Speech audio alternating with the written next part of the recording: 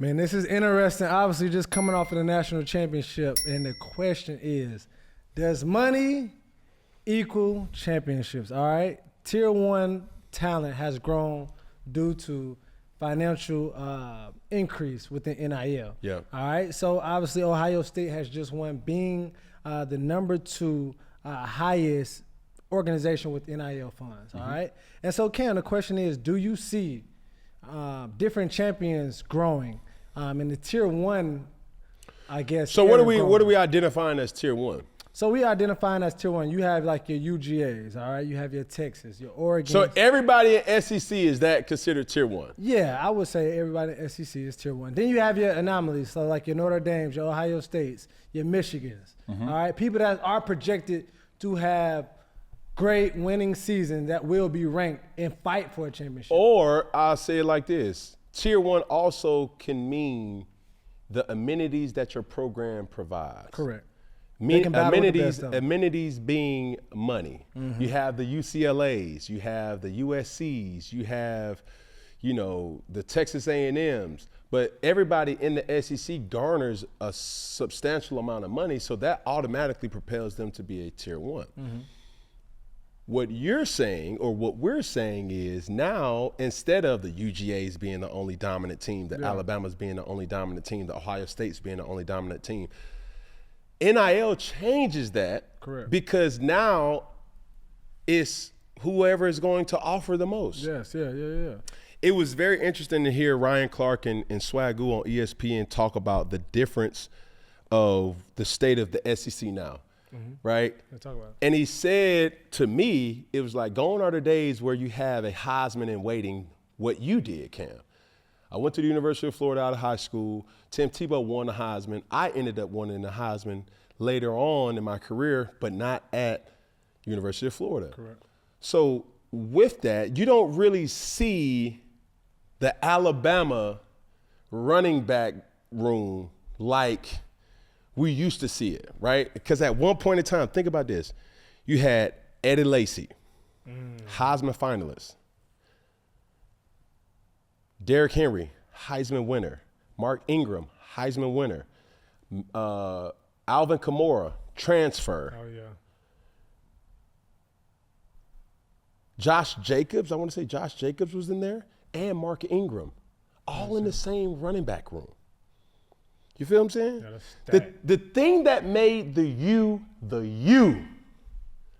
was you had Willis McGahee. You had running back for the Niners. Clinton Portis? You had Clinton Portis, Willis McGahee. What's Frank Gore? Oh, Frank Gore was in there, yeah. You know what I'm saying? And they had Walter Payton Jr. Gone are the days where we see college football have the depth, or the teams having the depth as they once did, because the program was what they were committing to. Nowadays, it's the money. Yeah. Brings the fun. So why would I wait behind a player, even though I know it's my time at waiting? But I can go make just as much, if not more, not only get more money, but also get more playing time to develop me. Yeah. Because there's nothing better than actual reps that's going to make you better. Yeah. I can tell you on film of like, man, this is an under defense, this is an over defense, this is a fire zone, this is a corner cat, this is a strong safety coming off the, like, bro, I can teach you all that shit on paper and in a classroom, but sooner or later, nothing's going to be better than actual live reps. So I have to ask you this question. In the landscape of college football, obviously you got the Big 10, Big 12, ACC, SEC. Normally, years prior, it's like, oh, Alabama, they're a sure shot to win. Georgia, they're going to win.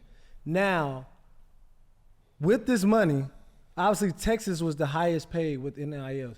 Do you feel like you'll see a different champion every year due to the finances? Like, do you have to pay the best to play the best or to win? That's a great point. Yeah, I think so. If I'm hearing this, if I'm a booster, if I'm hearing this, if I'm somebody who loves their program and wants to see them win, I'm donating money. It's a write-off. It's certain things that I can really allow my team to have a chance. Because the thing that made me so frustrated by Auburn in Alabama was that we got the same pool. But how the fuck is it that Nick Saban is recruiting better?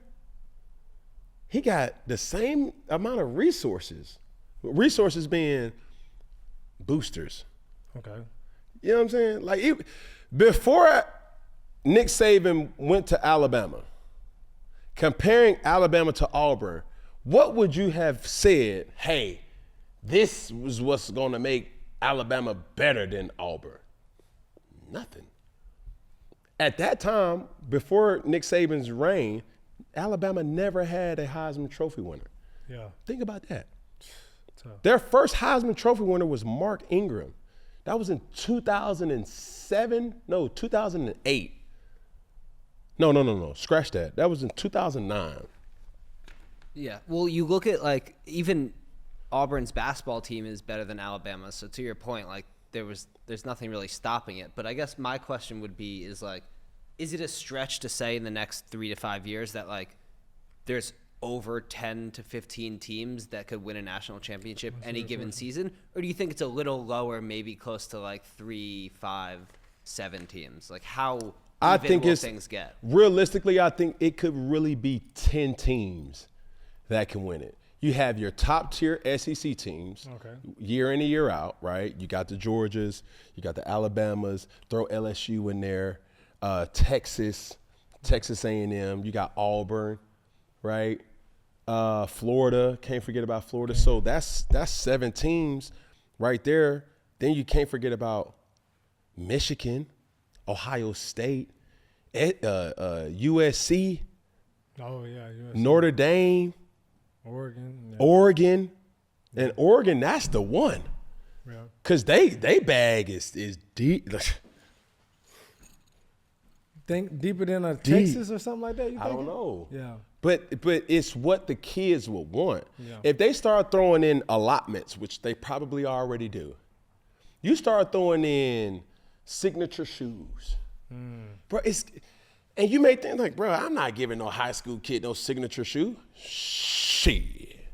Jeremiah Smith. Better have something on. That mother, look.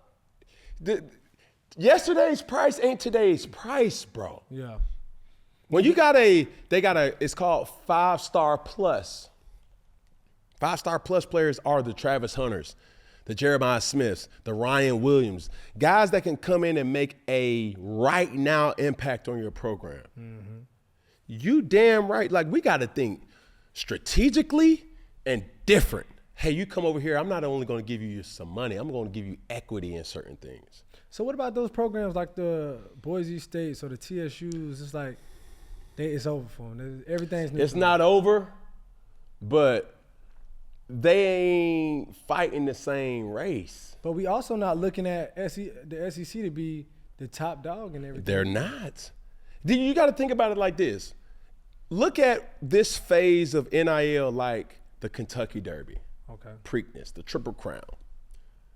Anybody can win it, but the favorite to win it will still be a tier 1 team. Okay. You could argue, though, that those 10 teams you just said have been competing for national championships over the past few years. So, like, what about the second class of, like, a Penn State or a Tennessee?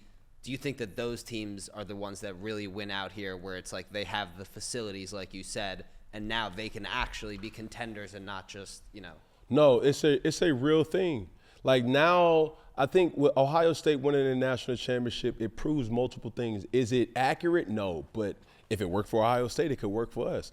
Teams that are being aggressive in the transfer portal to really lure players, good players from other teams, now you have to consider that. And it's just speeding up the development process where kids aren't going to schools merely by just coaches alone, recruitment alone. The greatest recruitment tactic is being able to say, whatever they're going to pay you, we will double it. That's the biggest flex. Coaches have never been able to say that. It's like, well, you come over here, we got 10 first-round quarterbacks. we got this, so we're going to develop the hell out of you so to make you be able to change your dynamic as a football player and take care of your mama forever. Yeah. That was in 2019. What you got for me now? Now? Shh. Let me tell you something. You come over here, we're going to give you $3 million. Shh. How much you give me, coach? 100,000. Hey, coach, come holler at me. Talk to me. Nice. Oh, no. I'm taking $3 million every day. So it's not even really about development. And when I talk to the kids, former kids who came through, C1N, they're saying like I'm hitting the portal. And in more ways than not, it's because that NIL is in some way, shape, form a deciding factor. Yeah. Number one, I signed an NIL deal here. Now the fine print was I can't even get the money that I owed because I'm not even playing. All right? Or I'm not getting developed the right way. So it has still come down to the coaches being the coach that they're supposed to, but it's also coming down to money too.